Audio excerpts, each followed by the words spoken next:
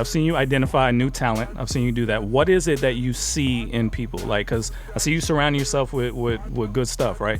What are you looking for? What is the thing that catches your attention? I think it's a combination of raw talent, work ethic, and personality, grind. You know, like DJ Michael, I met him 4 years ago. He wasn't probably the greatest DJ, I don't even know, but there was his personality was like, yo, he's a hustler. Back then. You know what I mean? Like he's gonna work. And so I'm sure there was people back then that would write you off. You know what I'm saying? Facts. Come on. But we maintained a relationship, and now it's like I'm on the cover of his Spotify playlist. That's an amazing look for me. Yeah. I'm very grateful for that. You know what I mean? But I didn't write him off because I saw the spark 4 years ago. Yeah. And there's a rapport that we have. You know what I'm saying? What up, RG? I think anybody who hears What Up RG, the moment you hear his voice, you're like, yo, this dude is a star. Yeah. You know what I'm saying? The charisma, the look, the aesthetic, the confidence, it's right there. And then you hear him speak interpersonally, and you're like, he's an amazing kid. Like, he's a great kid who loves the Lord. He's humble. He has his posts on culture. He's cool. You know what I'm saying? Like, and so you spot these things. That's a fact, right? And you spot these things. When I first heard him on the joint with Lauren, I think that was the first joint. What was that joint? Slums Part 2 or Slums Part 1? Slums. Yeah, Indy Jones 2. Yeah, you just know it, you know. And so it's like, instead of me being some like high and mighty dude, the moment I see it, I follow him on Instagram, shoot him a DM. Yeah. You know what I'm saying? Yo, man, great job. This is amazing. Yo, you killed this joint, you know? Yeah. And so I think everybody's so guarded with compliments, and everybody's so guarded with affirmation. Like, for what? Like, if somebody's great, tell them they're great. Yeah. Tell them they're great, because we're all walking around here insecure in our own heads, right? Thinking that we're not good, or we're not this, or we're not that. And it's like, yo, like, I think affirmation, genuine affirmation, not just like blowing smoke, but genuinely like, yo, this is good. Like, you have something. I think that is key in speaking that. And so I don't think it's hard. I just think, I tend to, Belief would always say this to me. He'd be like, yo, like, sometimes you see people in their glorified heavenly state, and that's the gift and the curse. Because I could see somebody for what they can be and not what they are right now. You know what I mean? Yeah. You know what I was thinking while I was listening to the album? Why do you spend so much time in this genre? Why do you spend so much time on this genre? Feels like you're almost like cultivating it.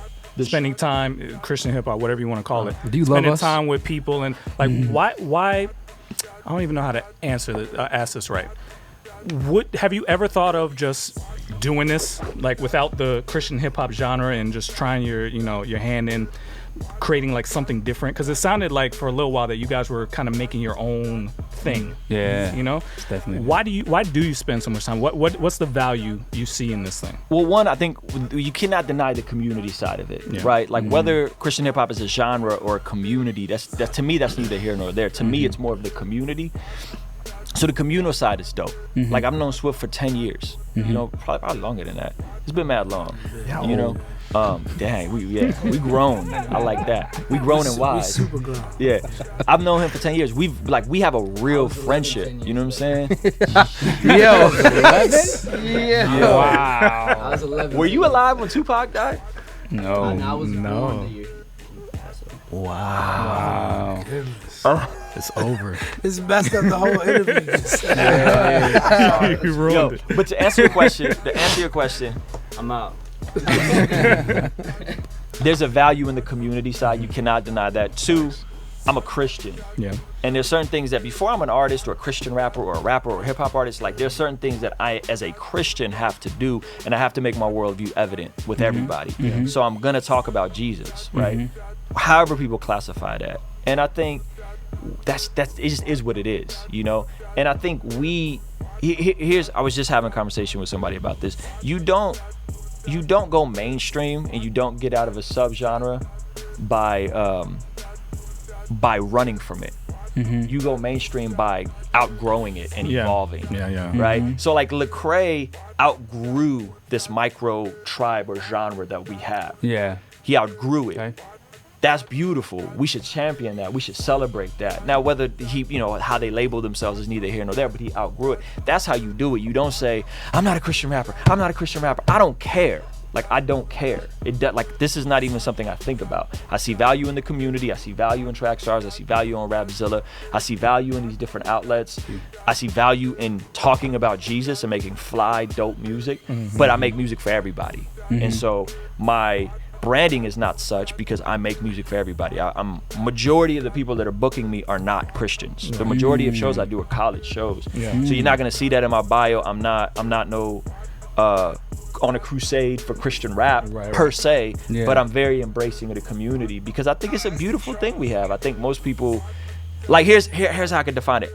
All my non-Christian friends think that Christian hip hop is the flyest thing ever. Really? Right? If you talk to the Merzes, if you talk to the Merzes, if you talk to the Curtis, to the Curtis King, what's up, fellas? Yo, what's up, Double? You talk to the Merzes, you talk to the Curtis Kings, dudes that are not in Christian hip hop. Curtis King's a Christian, but he's not a part of the community, and they think what we have is the dopest thing ever. Really? They go to the shows and they're like, "Yo, this is at a church. Yeah. Nobody's drunk. Nobody's getting punched in the face. Yeah. Y'all don't know what you have."